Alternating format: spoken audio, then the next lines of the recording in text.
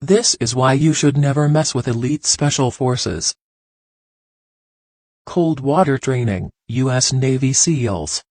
All of us are familiar with the infamously Navy SEALs. They are known to carry out some of the riskiest and most covert work in the entire world. But many of us are unaware of how these brave men prepare for their work. Extreme surf punishment, also referred to as cold water conditioning, is meted out to Navy SEAL trainees. The men are first completely covered in mud from head to toe before having their arms and legs bound as part of drown-proofing. In addition to swimming to the shallow end of the pool and turning around without touching the bottom, the recruits must bob up and down 20 times and float for 5 minutes. Then they have to search the pool's bottom for a face mask. The madness doesn't stop there, either. A BUDS instructor will additionally strike the trainees in the water in order to portray a combative drowning victim. Hand grenade hot potato, People's Liberation Army of China. Our top spot is earned by a military whose members genuinely risk their lives before ever entering battle. It takes a lot of discipline, accuracy, and courage to train an army, qualities that can be used in times of battle. However, soldiers in China develop this idea to a level up. Live hand grenades are used in a game of hot potato as a training exercise to toughen the soldiers. The men gather in a circle and pull the pin while passing the grenade back and forth. The soldier holding the grenade throws it down a hole and runs for cover as it bursts at the very last second of this game. Cobra Blood Cocktail, U.S. Marines. The days when a soldier's worth could be determined by a few push-ups and an obstacle course are long gone. These days, becoming an elite soldier is a nearly impossible task, requiring a barrage of mental and physical tests. American Marines are now trained to rip chicken heads off with their bare hands and teeth while drinking Cobra blood.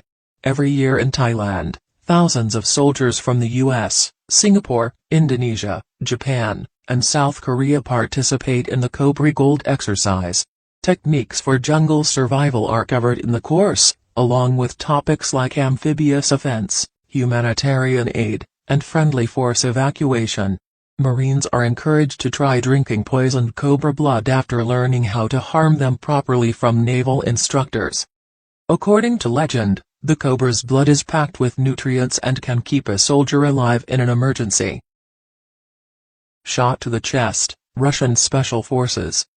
The Russian Special Forces must be ready for anything because they face a variety of threats, from domestic enemies to international offenders.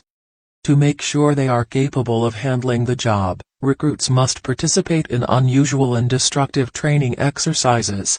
A particularly daring exercise in this specialized Russian confidence-building course involves shooting each other in the chest. The purpose of the drill is to get the guys ready in case they get shot. Some soldiers suffer injuries, while others only sustain vest hits. Whatever happens, the men need to be able to fire back quickly and precisely. The Sludge Run, British Royal Marines. The Royal Marines' extremely scary mud run is the most challenging phase of the 32-week training program that is said to transform civilians into commandos, and once you know more, you will understand why even the best recruits fear it. The recruits are required to perform strenuous physical tasks for approx 45 minutes at a time in mud that is so thick that they can hardly move. They are worn out, disheartened, and completely covered in foul-smelling sea sludge. While their superiors yell orders at them to perform press-ups and crawl on their hands and knees through the shore, their uniforms do little to protect them from the foul mud. These aspiring Royal Marines take part in the exercise in the hopes of one day earning the coveted Green Beret, which would designate them as the top-tier members of the British fighting forces. The Road to Heaven, Taiwan Marines. The military in Taiwan has chosen to subject its personnel to psychological and mental strain. This makes sure the soldier can withstand the most toughest battle situations. In order to pass the Road to Heaven test, which is the culmination of a rigorous 9-week amphibious training program, candidates must perform a variety of exercises, including a leopard crawl along a reportedly 150-foot path lined with sharp rocks and coral. The recruits are being cut to pieces as they slowly crawl across the rocky, jagged terrain while in excruciating pain.